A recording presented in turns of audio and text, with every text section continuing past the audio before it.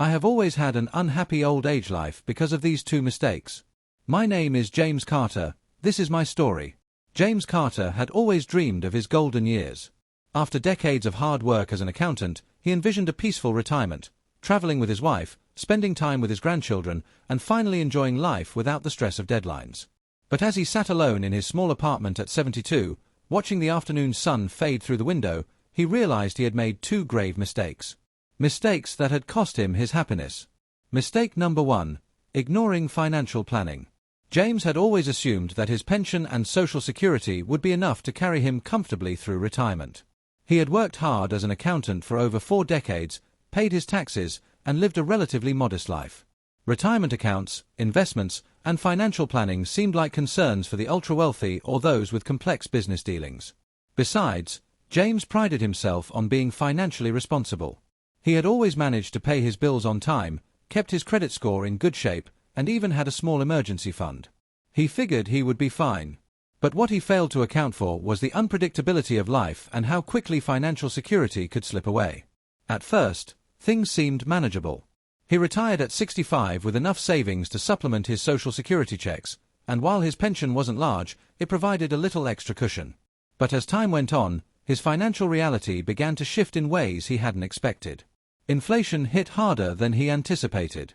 The rising cost of food, gas, and utilities meant his budget didn't stretch as far as he thought it would. His fixed income, which once seemed comfortable, now barely covered the essentials. Medical expenses started piling up. He was relatively healthy when he retired, but as he aged, small health issues turned into bigger ones. Prescription medications, doctor visits, and dental work added up quickly. Since he had underestimated healthcare costs, he found himself skipping checkups to save money, until one minor issue turned into a costly hospital visit. Home maintenance became overwhelming. His house, once his pride and joy, became a financial burden.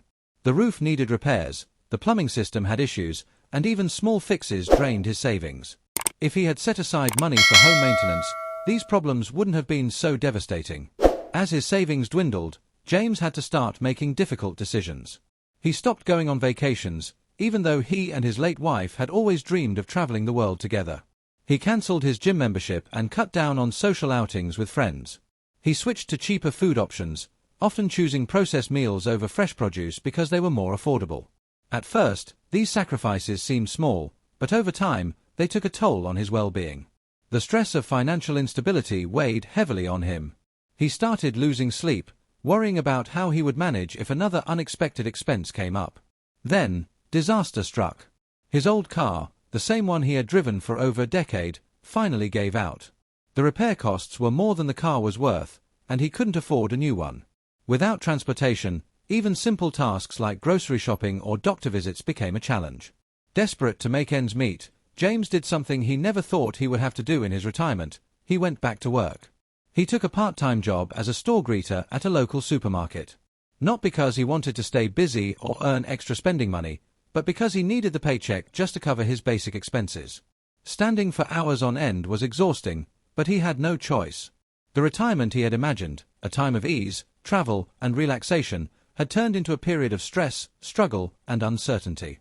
James realized too late that retirement isn't just about saving money, it's about planning wisely. If he had started investing earlier, even in small amounts, compound interest could have grown his wealth significantly.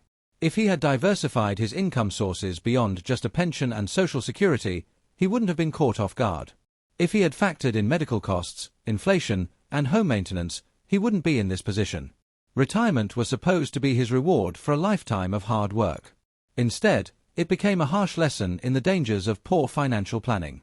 And as he greeted customers with a tired smile, he wished he could go back in time and tell his younger self, "Don't just save for retirement, plan for it. Your future self will thank you." Mistake number 2, neglecting social connections. Throughout his career as an accountant, James was known for his dedication. He spent long hours at the office, often sacrificing personal time for deadlines, promotions, and the sense of accomplishment that came with being successful. He told himself that he would make time for friendships and hobbies later, when things slowed down, when retirement came, when life was less busy. But what James didn't realize was that time doesn't wait. James was never one for small talk.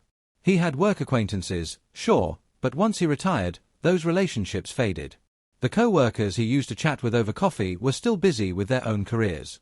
The office banter and daily interactions that once filled his social needs were gone overnight.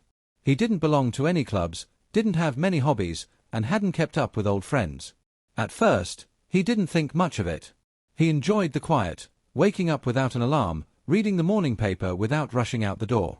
But as the months passed, the silence became oppressive. His wife, Margaret, had been his closest companion. They did everything together: weekend road trips, Sunday morning breakfast, evening walks in the park. She was the one who made plans, kept in touch with family, and reminded him to call old friends. But when she passed away unexpectedly, James was left not only grieving but also alone in a way he had never been before. At first, James tried to keep himself busy. He took on small projects around the house, watched TV, and even spent more time online. But scrolling through social media only made things worse. He saw photos of former colleagues on vacations, friends celebrating birthdays, and younger family members living their lives. Yet no one called him. No one knocked on his door to check in. He had spent decades focused on work, assuming friendships and social ties would always be there when he needed them. But now, in the quiet of his home, he realized the harsh truth: he had never truly invested in relationships outside of his marriage and career. The loneliness started affecting his health. He had no motivation to cook proper meals, so he ate whatever was easy, mostly frozen dinners and processed foods. His sleep suffered. Some nights he tossed and turned, feeling a deep, aching emptiness. He stopped going for walks, no longer seeing the point. What used to be a simple pleasure with his wife now felt pointless without anyone to share it with. His energy declined, and soon, his doctor started noticing the effects. James' doctor was blunt: "You need to be around people. Loneliness is just as bad for your health as smoking a pack of cigarettes a day." That fact shocked him. Could isolation really be that dangerous? The doctor explained that prolonged loneliness increases the risk of heart disease, high blood pressure, and even dementia. People who lack social connections tend to experience higher stress levels, which weakens the immune system. It wasn't just in his head, his loneliness was physically harming him. But even armed with that knowledge, James didn't know how to change things. One afternoon, James had a realization that shook him to his core. It was his birthday. And no one called. Not his old friends, not his former co-workers, not even his children, who were now busy with their own families and careers. He knew they loved him, but life had pulled them in different directions. He sat at his kitchen table, staring at the single slice of cake he had bought for himself from the grocery store. The house was silent. The loneliness was suffocating. This wasn't how retirement was supposed to feel. That night, something changed in James. He knew he had two choices: continue down this path of isolation or make the effort to reconnect with the world. The next morning, he forced himself to go for a walk at the local park.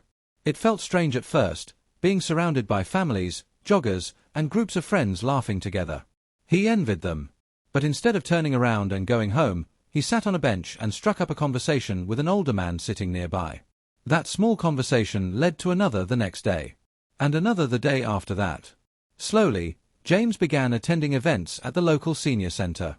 At first, he felt like an outsider, but with time, he made connections. He met people who had also lost spouses, people who had also worked too much and let friendships slip away, people who understood what it was like to start over in old age. One of those people was Robert, an old high school friend he hadn't seen in decades. They reconnected over coffee, reminiscing about their youth and laughing about the foolish things they had done. James also joined a book club, something he never would have considered before. The simple act of discussing a novel with others gave him a sense of belonging. Over time, James' health improved. His appetite returned, his sleep got better, and most importantly, he felt like himself again.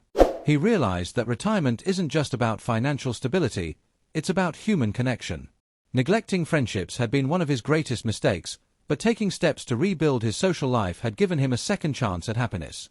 Now, when he looks at his calendar, it's no longer empty.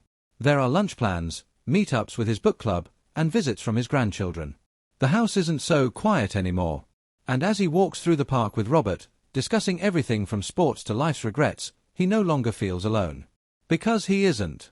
One day, while at the grocery store, James met an old friend from high school. They started meeting for coffee, and soon, James found himself reconnecting with others from his past. He also joined a local senior group, where he met people who shared his interests. Slowly, life became brighter. Inspired by his new social circle, James also took financial advice from a group member and learned how to make his savings stretch further. He downsized his home, cut unnecessary expenses, and applied for senior benefits he didn't even know existed. James' story serves as a warning and a lesson. Retirement happiness isn't just about stopping work, it's about preparing financially and maintaining strong social connections. Avoid these two mistakes, and you can enjoy your golden years with peace, purpose, and fulfillment. With his finances under better control and his social life slowly rebuilding, James started to feel something he hadn't in years: hope. His days no longer felt like an endless cycle of solitude.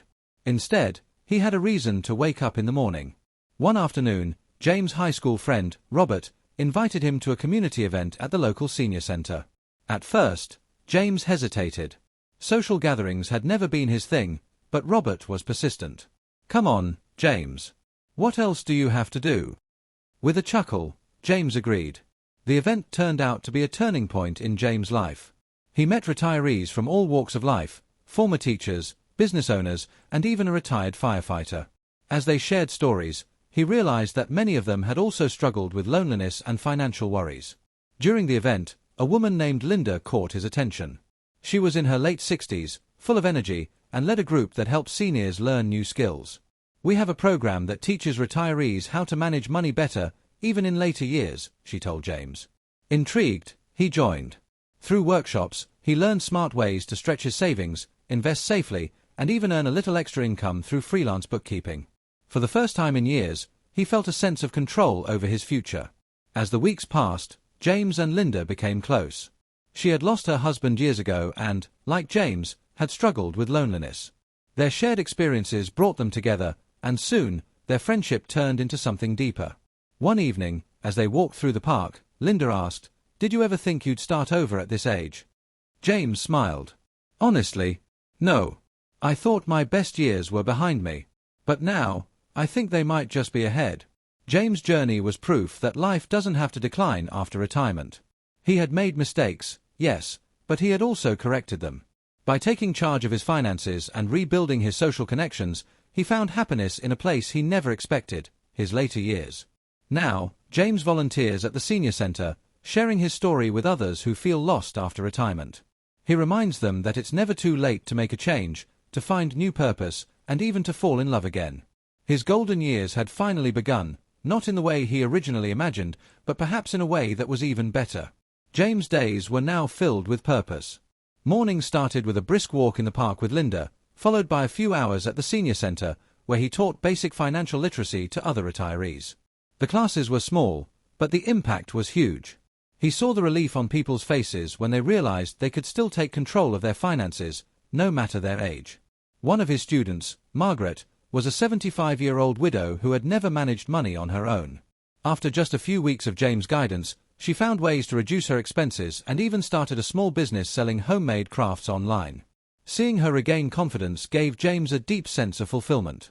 But his journey of transformation wasn't just about helping others. It was also about embracing new experiences for himself. One day, Linda surprised James with an idea. "Have you ever thought about traveling again?" she asked. James hesitated.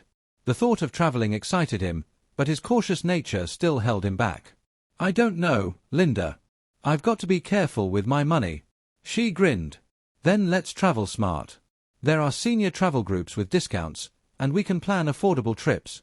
With a little research and some careful budgeting, they booked their first trip, a week in Italy.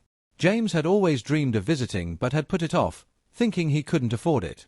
But with Linda's encouragement, he realized life was too short to keep waiting. Standing in front of the Colosseum, James felt something shift inside him.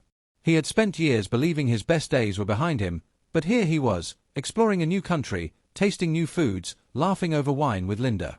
This is what retirement should feel like, he thought. Not just survival, but truly living. Over the next year, James and Linda explored more places, some far away, some just a short drive from home. But more than the travel, it was the mindset shift that mattered. James had stopped seeing retirement as an end and started seeing it as a new beginning. James knew that not everyone had the same opportunities he did. Some of his old friends were still struggling with loneliness or financial worries. That's why he made it his mission to spread what he had learned. Plan for retirement early, But know it's never too late to improve your finances. Stay socially connected, friends, clubs, volunteering, or even just regular calls to loved ones. Keep learning and trying new things, no matter your age. Don't let fear hold you back from living. Years ago, James had sat alone in his apartment, believing his retirement was destined to be filled with regret.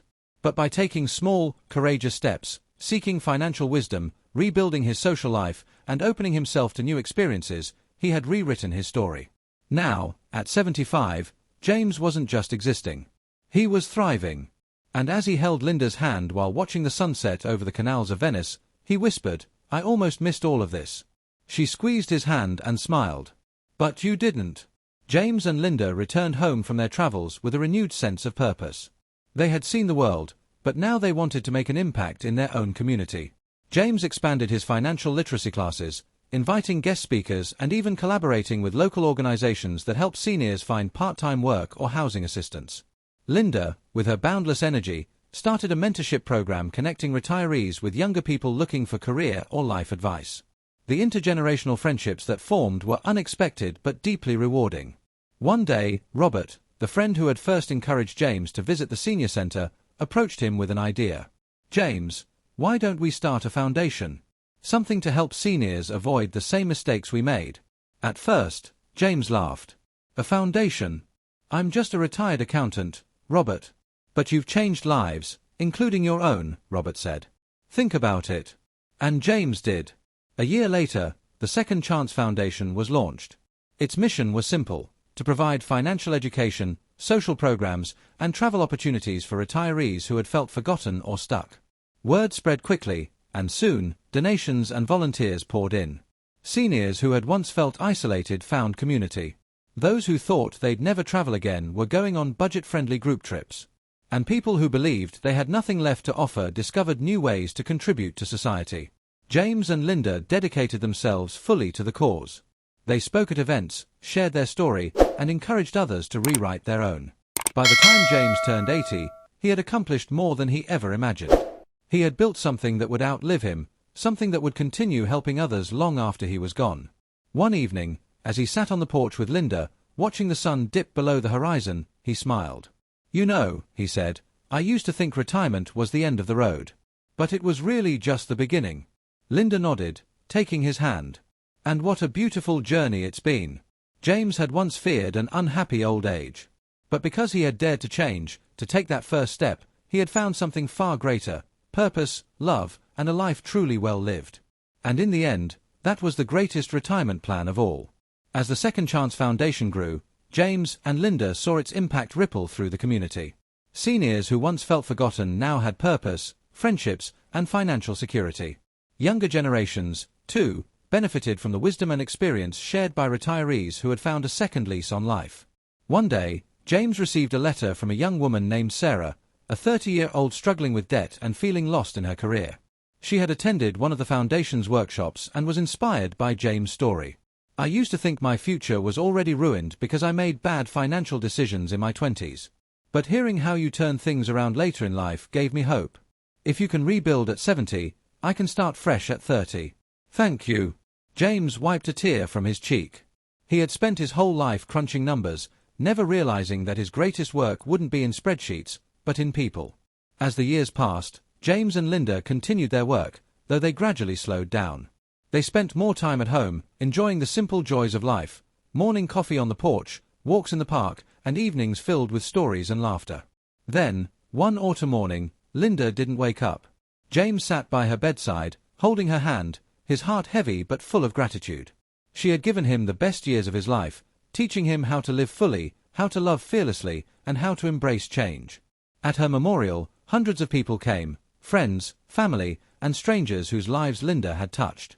James spoke with a steady voice, though his heart ached. "She taught me that life doesn't end when you retire. It begins when you decide to live." In Linda's honor, James created a new initiative within the Second Chance Foundation, the Linda Carter Scholarship for Lifelong Learning, helping retirees go back to school, learn new skills, or start new careers, no matter their age. Though grief weighed on him, James found solace in continuing their shared mission. He still led financial workshops, still mentored younger generations, and still believed in the power of reinvention. On his 90th birthday, surrounded by friends, former students, and foundation members, James was asked the secret to a happy retirement. He smiled, his eyes twinkling with the wisdom of a life well lived. "The secret," he said. "Don't retire from life. Keep learning. Keep loving. Keep giving. That's the real key to happiness, at any age." As laughter and applause filled the room, James looked around at the people whose lives he had touched. He had feared an unhappy old age. Instead, he had built a life richer and fuller than he ever imagined. And that, he realized, was his greatest success. James spent his remaining years devoted to the Second Chance Foundation, mentoring those who, like him, once believed they had run out of time. His days were filled with visits to community centers, speaking engagements, and one-on-one meetings with seniors who were hesitant to embrace change. Even as his body grew frail, his mind remained sharp, his passion undiminished. He had seen firsthand how a single decision, the choice to keep living, keep learning, and keep giving, could transform a life. Then, one crisp winter morning, James passed away peacefully in his sleep. The news spread quickly, touching lives far beyond his small town. His funeral was not a somber event but a celebration of everything he had built. People of all ages came forward to share how James had changed their lives. A retiree who had gone back to school, earning a degree at 72.